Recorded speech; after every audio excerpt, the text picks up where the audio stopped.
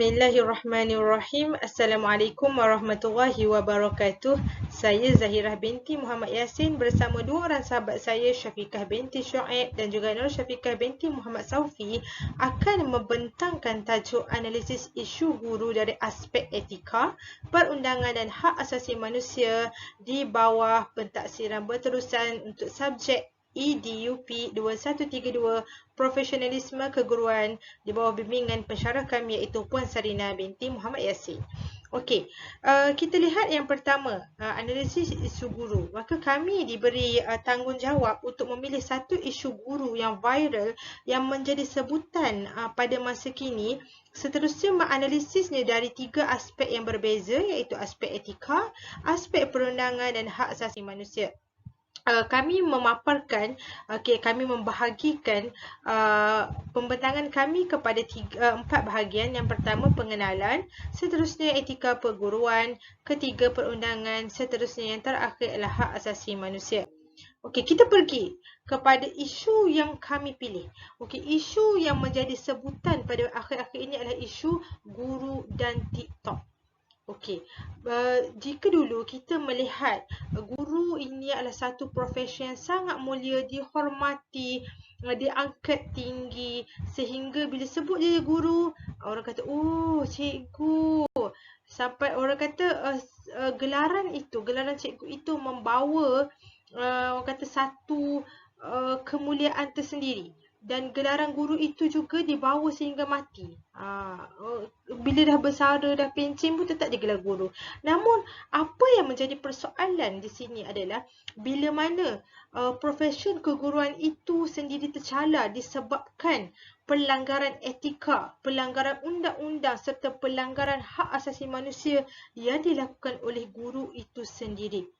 Yang mana guru itu sepatutnya dijadikan ataupun menjadikan diri mereka sebagai satu contoh, tapi akhir-akhir ini guru dilihat semakin tenggelam dalam budaya TikTok, budaya YouTuber, Instagramer dan sebagainya, yang menyebabkan masyarakat memandang enteng kepada profesion keguruan. Oleh itu, di sini kumpulan kami memilih isu ini dan ingin membentangkan daripada tiga aspek berbeza supaya kita sebagai guru, kita sama-sama dapat menjaga profesionalisme keguruan dan seterusnya kembali mengangkat martabat guru itu sendiri. Okay, sebelum saya menyerahkan pembentangan ini kepada sahabat-sahabat saya, kita lihat dulu apa yang terjadi dalam kalangan masyarakat sekarang yang melibatkan isu guru ini. Ini adalah keratan akhbar isu guru TikTok yang mana viral video guru bebel di TikTok. Netizen mohon jaga imej profesion keguruan. Nak katanya netizen dah lihat macam mana seorang guru ni boleh bertiktok dalam kelas, sedangkan waktu dalam kelas sepatutnya waktu untuk guru tersebut fokus kepada anak murid. Seterusnya, siar TikTok live dari dalam kelas. KPM sedang teliti tindakan sewajarnya terhadap guru. Ini menunjukkan KPM memandang serius etika keguruan yang dilanggar oleh guru itu sendiri, yang mana mereka sibuk bertiktok sehingga mengabaikan pelajar dalam kelas dan mengambil masa yang sepatutnya adalah amanah untuk mereka tunaikan dalam memberi pendidikan ataupun pengajaran kepada murid-murid itu sendiri. Seterusnya, cikgu kemaruk buat live TikTok ketika mengajar dalam kelas. Netizen tegur, mata asyik tengok skrin. KPM larang, janji akan siasat. Nak katanya bila guru sibuk bertiktok, fokus pada kamera, nak dapatkan attention, lalu mereka tidak melihat apa kesannya kepada murid-murid. Murid-murid akan menjadikan itu sebagai contoh. Namun, di sini kami akan kupas apakah analisis ataupun perkaitannya di antara isu guru TikTok dari sudut etika, perundangan dan juga hak asasi manusia. Kita nantikan, saya serahkan kepada sahabat saya, Syafiqah binti Syuaib. Terima kasih.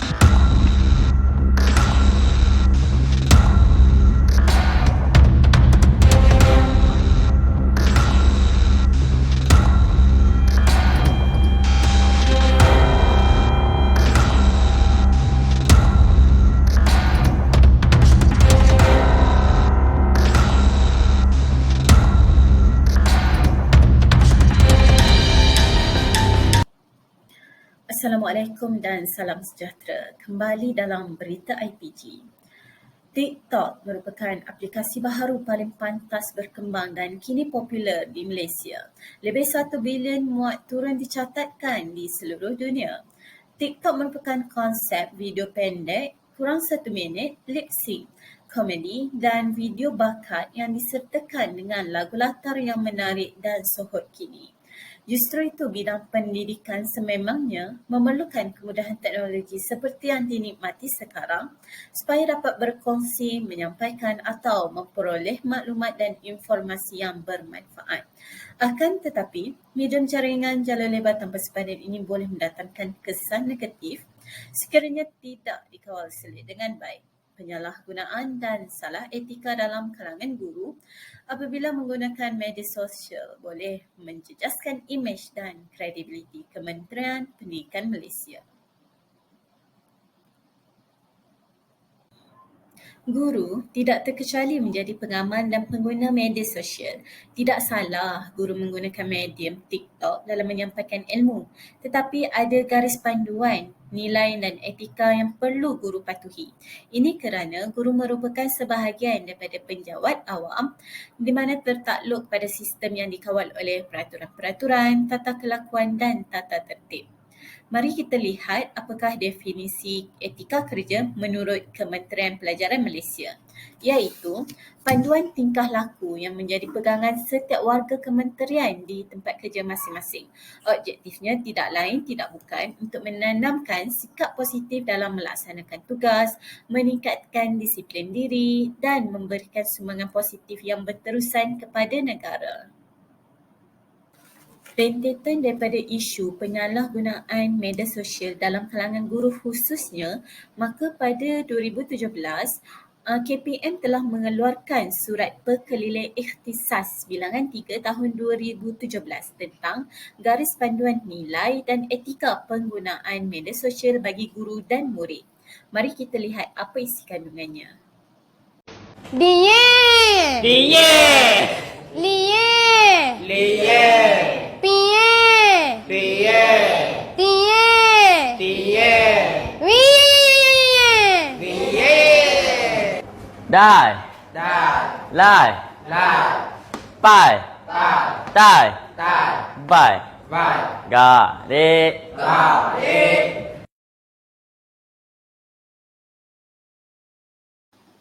Daripada contoh itu tadi, kita dapat melihat guru boleh memanfaatkan penggunaan media sosial secara positif untuk tujuan yang pertama, meningkatkan proses PDP supaya lebih berkualiti. Macam apa yang guru tadi lakukan, menjadikan proses belajar bahasa Inggeris lebih menyeronokkan, dapat menarik minat pelajar dan secara santai. Yang kedua, membolehkan warga pendidik berkomunikasi secara pantas tanpa sempadan. Kini maklumat boleh diakses hanya di hujung jari. Ketiga, menghubungkan guru dengan kumpulan sasaran secara meluas daripada pelbagai latar belakang. Jadi, murid-murid yang ingin belajar bahasa Inggeris tidak kisahlah dari luar bandar, pinggir bandar ataupun dari luar negara boleh belajar bahasa Inggeris.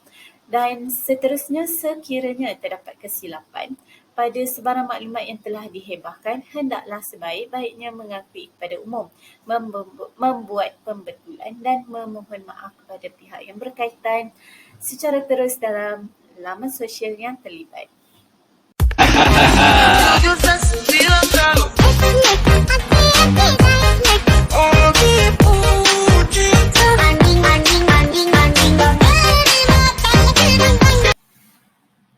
Tontonan itu tadi jelas menunjukkan pelanggaran etika media sosial. Guru sewajarnya menjadi suri teladan yang baik kepada anak muridnya dan melindungi pelajar daripada budaya yang tidak senonoh. Sekolah perlulah menjadi taman didikan yang mempunyai persekitaran pembelajaran yang selamat dan diajarkan nilai-nilai murni dan ilmu yang berguna. Malah boleh membezakan antara baik dan buruk. Sebarang aktiviti yang dijalankan boleh bersifat kreatif dan menyeronokkan asalkan mengikut garis panduan syarak. Kita khawatir dengan aksi-aksi gairah bergelek di TikTok akan merangsang dan menggalakkan bahkan menjadi bibit permulaan kepada masalah sosial yang lain seperti apa? Seperti cyber stalking, cyber harassment, pergaulan bebas, bercumbu, merogol, guru mendapat mesej lucah dan sebagainya. Ingat, guru kencing berdiri, murid kencing berlari. Dan seterusnya juga amatlah penting untuk guru cakna bahawa penggunaan media sosial untuk tujuan peribadi semasa waktu sekolah adalah dilarang sama sekali meskipun menggunakan peralatan peribadi. Secara kesimpulannya, kepentingan kod etika tidak dapat dinafikan lagi kerana adanya kod etika ini, para guru dapat menjaga tingkah laku sebagaimana yang patut diamalkan oleh seorang guru. Kurangnya pengetahuan, penghayatan dan nilai tanggungjawab tentang etika profesion menyebabkan guru tersasar dari landasan yang betul. Kalau anda perasan di halaman depan buku persediaan mengajar, dipaparkan kod etika dalam bentuk ikrar secara umum agar semua guru dapat mematuhi dan menjaga imej profesion keguruan. Sekian daripada saya. Terima kasih. Assalamualaikum warahmatullahi wabarakatuh. Terima kasih kepada sahabat saya, Syafiqah, atas penerangan sebentar tadi mengenai analisis isu mengenai guru dan juga TikTok daripada aspek etika keguruan. Jadi kini tiba giliran saya untuk menerangkan mengenai analisis dari aspek perundangan. Jadi, untuk topik kali ini, kita akan lihat bagaimanakah perundangan dan peraturan keguruan dan juga penjawat awam Malaysia mempengaruhi isu guru dan TikTok ini. Okey. Untuk topik kali ini, saya akan ketengahkan beberapa garis panduan dan juga akta peraturan dan juga perundangan yang berkaitan dengan etika penjawat awam dan penggunaan media sosial yang perlu dipatuhi. Jadi di sini saya akan ketengahkan 4 akta dan juga peraturan utama. Yang pertama adalah Akta Rahsia 1972. Yang kedua, Tata Susila Profesion Perguruan Malaysia. Yang ketiga, Peraturan-Peraturan Pegawai Awam, yakni Kelakuan dan Tata Tertib 1993, dan yang terakhir adalah Akta Komunikasi dan Multimedia 1998. Okey, mari kita lihat terlebih dahulu Akta Rahsia Rasmi 1972. Akta ini merupakan satu akta bagi menyemak dan menyatukan undang-undang yang berhubungan dengan perlindungan rahsia rasmi negara. Okey, jadi di sini ia bersangkut paut dengan penjawat awam atau dikenali juga sebagai pegawai awam yang boleh diartikan sebagai mana-mana perkhidmatan awam yang disebut dalam perkara 132 perlembagaan termasuklah sesuatu kementerian, sesuatu jabatan kerajaan atau sesuatu mahkamah di mana mereka melarang tegas penggunaan perkakas fotografi yang boleh diartikan sebagai sesuatu perkakas untuk mengambil atau membuat gambar foto, filem-filem negatif, pita atau alatan lain yang mengandungi satu imej atau lebih yang dapat dilihat supaya boleh atau dengan tanpa bantuan sesuatu kelengkapan lain dibuat salinannya dan termasuklah mana-mana bahagian komponen perkakas itu. Jadi, daripada pernyataan ini dapat kita rumuskan bahawa Akta Rasmi 1972 ini mempengaruhi isu guru dan TikTok yang kian diperkatakan oleh masyarakat pada masa kini.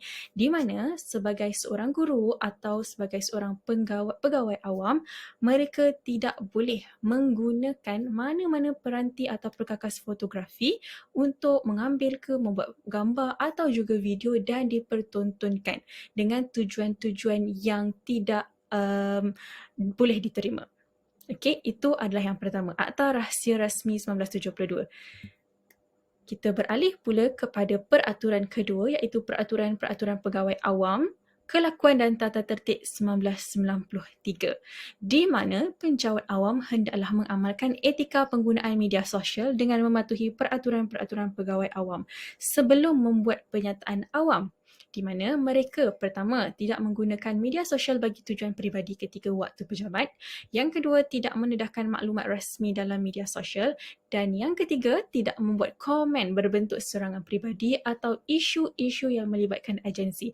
Jadi peraturan-peraturan Pegawai Awam 1993 ini juga dapat diaplikasikan kepada para guru di Malaysia, di mana para guru juga yang dikenali sebagai penjawat awam tidak boleh menggunakan media sosial bagi tujuan peribadi dan mendedahkan apa-apa maklumat rasmi mengenai sekolah, pelajar atau urusan-urusan dalaman di dalam media sosial. Jadi perkara inilah yang perlu dielakkan oleh para guru untuk dihebahkan dan didedahkan di media sosial mereka, termasuklah TikTok. Seperti yang kita tahu, isu guru yang menggunakan TikTok di media sosial pada hari ini kian berleluasa dan mendapat perhatian ramai, termasuklah Kementerian Pendidikan Malaysia sendiri yang telah mengetatkan peraturan kepada para guru untuk tidak menggunakan media sosial bagi tujuan peribadi mereka pada waktu persekolahan. Itu yang kedua. Seterusnya, Akta Komunikasi dan Multimedia 1998. Akta ini merupakan satu perkongsian ataupun satu peraturan di mana mereka menekankan sebarang perkongsian atau penyebaran kandungan palsu, jelek dan mengancam adalah satu kesalahan di bawah Seksyen 233 Akta Komunikasi dan Multimedia 1998. Dan seandainya mana-mana penjawat awam melakukan perkara tersebut, mereka boleh disabitkan kesalahan dan dikenakan hukuman denda tidak melebihi RM50,000 atau penjara setahun atau kedua-duanya sekali. Dan perkara inilah yang terpalit di dalam institusi pendidikan kita pada hari ini, di mana para guru ramai yang melakukan konten ataupun perkongsian di media sosial mereka, termasuklah TikTok, yang mengandungi kandungan-kandungan mengancam, jelek, memburukkan sesuatu sekolah, para pelajar yang telah menjadi perhatian masyarakat pada hari ini. Dan seandainya seorang guru itu melakukan perkara tersebut, mereka tidak terkecuali untuk mendapatkan hukuman denda seperti yang saya nyatakan sebentar tadi, iaitu RM50,000 minimum, penjara setahun atau kedua-duanya sekali. Saya sertakan di sini satu keratan akhbar yang mengatakan bahawa ramai penjawat awam termasuklah guru yang telah menyalahgunakan media sosial mereka untuk tujuan peribadi. Kita beralih kepada peraturan yang terakhir ataupun perundangan yang terakhir sekali, iaitu Tata Susila Profession Perguruan di Malaysia. Ini adalah satu Tata Susila Profession yang general ataupun secara umum yang telah diperhalusi oleh pihak Kementerian Pendidikan Malaysia kepada para guru di seluruh Malaysia. Di mana seperti yang kita tahu, profesyen perguruan adalah satu kerjaya yang sangat disanjung masyarakat kerana tugas mulia guru itu sendiri untuk mendidik anak bangsa menjadi insan yang berjaya dan berguna untuk masa hadapan. Oleh sebab itu, guru perlulah menunjukkan contoh yang baik kepada anak murid kerana mereka ibarat ibu dan bapa kepada murid-murid di sekolah. Namun demikian, terdapat ramai guru yang telah mencemarkan kerjaya mulia sebagai guru ini dengan melakukan konten-konten yang tidak sepatutnya di media sosial, termasuklah di TikTok. Jadi, jika sekolah yang sepatutnya menjadi wadah untuk kanak-kanak menimba ilmu daripada insan yang bergelar guru ini, namun guru itu sendiri sibuk mengejar populariti di media sosial, bagaimana perkembangan pelajaran anak-anak akan terjamin jika seperti ini. Jadi inilah yang sering diperkatakan, yang sering menjadi buah mulut masyarakat pada hari ini, di mana terdapat segelintir guru yang melakukan live di dalam kelas ketika proses PDP di dalam kelas. Mereka melakukan live menerusi platform TikTok dan telah menjadi perhatian ramai netizen, termasuklah ibu bapa, di mana mereka menganggap para guru ini mengajar tidak ikhlas dan hendak mengejar populariti semata-mata di media sosial. Jadi, itu sahaja daripada saya, Syafiqah, mengenai perundangan dan peraturan mengenai isu guru dan TikTok ini. Sekian, terima kasih. Terima kasih kepada sahabat saya Nur Syafiqah binti Muhammad Saufi yang telah membentangkan tentang isu guru TikTok dan orang kata analisisnya dari sudut perundangan. Okey, sekarang kita nak lihat bagaimana ataupun apakah berkaitan ataupun orang kata analisis isu guru TikTok ni dari sudut hak asasi manusia. Okey, bila kita sebut hak asasi manusia, ia merupakan satu keperluan kepada manusia itu yang kita perlu jaga. Maksudnya itu adalah hak yang perlu kita penuhi. Okey. Yang pertama, kita fokuskan isu hak asasi manusia ini adalah isu hak asasi terhadap kanak-kanak, sebab kita fokuskan bukan mangsa, kita fokuskan orang yang sasaran kita kat sini adalah konten guru yang memaparkan mengenai para pelajar, mengenai murid-murid. Okey, sebelum tu kita lihat dekat sini yang mana pengisytiharan hak asasi manusia sejagat ataupun Universal Declaration of Human Rights, perkara 321 berkaitan dengan hak mengenai sivik dan politik. Okey, yang pertama hak kepada nyawa, yang kedua hak kepada perlindungan sama rata serta hak berkeluarga.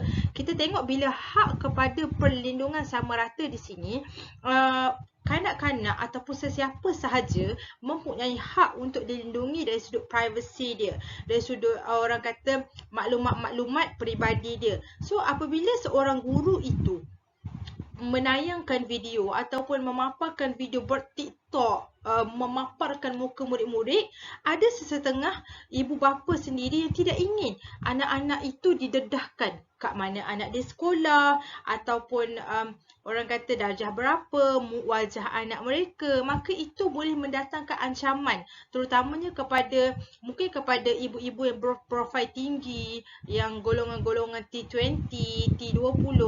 Jadi itu merupakan orang kata ancaman ataupun pelanggaran hak kepada perlindungan sama rata serta hak kepada nyawa. Okey, seterusnya kita lihat kepada perkara seterusnya dalam UDHR ini, iaitu perkara 23-27 yang berkaitan dengan hak mengenai ekonomi, sosial dan budaya. Yang pertama adalah hak untuk bekerja, hak terhadap pendidikan serta hak mengambil bahagian dalam kegiatan kebudayaan. Okey, yang paling saya nak take note dekat sini, kita nak highlightkan, kita nak tekankan dekat sini adalah hak terhadap pendidikan, yang mana setiap daripada kanak-kanak, setiap daripada orang kata kanak-kanak serta bukanlah bayi, maksudnya warga negara yang berusia 7 hingga 12 tahun wajib dihantar untuk mengikuti pengajian di sekolah. Okey, maka kalau tak dihantar, boleh dikenakan tindakan seperti denda serta hukuman penjara kepada ibu bapa tersebutlah. Kalau tak dihantar tanpa sebab. Sebab sekolah kerajaan telah menyediakan kata sekolah secara percuma. Orang kata pembelajaran yang ditaja oleh kerajaan, diberikan beasiswa ataupun subsidi oleh kerajaan. Itu adalah basicnya. Basic tadi kita kata hak kepada perlindungan, mendapatkan perlindungan, seterusnya hak kepada pendidikan. Sekarang kita lompat. Okey, seterusnya kita lihat kepada program amalan terbaik hak asasi manusia, yang mana mulai tahun 2009 Jawatan Kuasa Kecil Pendidikan Hak Asasi Manusia untuk Sekolah, yang mana jawatan kuasa ini bersyadang untuk mengadakan program amalan terbaik hak asasi manusia (ATHAM) di sekolah yang mensasarkan pelibatan warga sekolah secara menyeluruh. Okey, program ini memang khusus untuk sekolah yang mensasarkan warga sekolah, termasuklah para pengurus sekolah iaitu pentadbir, para guru, staf, kaki tangan serta murid-murid itu sendiri. Matlamatnya adalah kita nak wujudkan amalan dan budaya hak asasi manusia di sekolah secara bertanggungjawab untuk keharmonian sosial dan kesejahteraan hidup yang berterusan.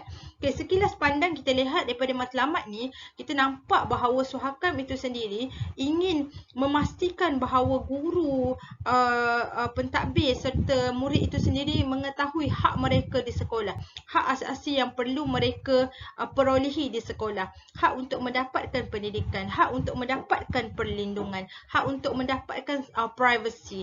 Jadi bila kita lihat isu viral sekarang ni, isu guru TikTok, guru merekod dan sebagainya dalam kelas, maka itu sebenarnya menunjukkan satu pelanggaran, macam saya beritahu tadi, satu pelanggaran kepada hak asasi manusia itu sendiri. Walaupun pelajar kita itu adalah kanak-kanak, tapi mereka sebenarnya dilindungi di bawah hak asasi terhadap kanak-kanak. Okay, kita tengok kepada seterusnya. Kita tengok slide seterusnya yang mana daripada Adham ini mereka mengambil intipati daripada konvensyen mengenai hak kanak-kanak ataupun CRC, Child Right Convention, hak kanak-kanak, yang mana dalam CRC ni telah dinyatakan beberapa artikel tentang hak kanak-kanak, yang mana saya nak fokuskan hanya 2 di sini yang melibatkan pelanggaran terhadap privasi serta media sosial. Yang pertama, kanak-kanak mempunyai hak kepada perlindungan daripada gangguan ke atas privasi, keluarga,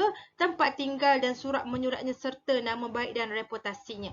Okey, bila kita sebut gangguan ke atas privasi, kita kena sedar bahawa walaupun mereka adalah kanak-kanak, kadang-kadang mereka tidak selesa dijadikan sebagai bahan konten, direkodkan dalam kelas, orang kata disebarkan perlakuan mereka, walaupun itu kita lihat sebagai sesuatu benda yang comel, sesuatu benda yang macam bermanfaat, tapi sekiranya tidak mendapat keizinan untuk kita memaparkan wajah mereka itu, maka itu sebenarnya melanggar hak mereka yang disebutkan dalam artikel 16, iaitu hak kepada perlindungan daripada gangguan ke atas privasi.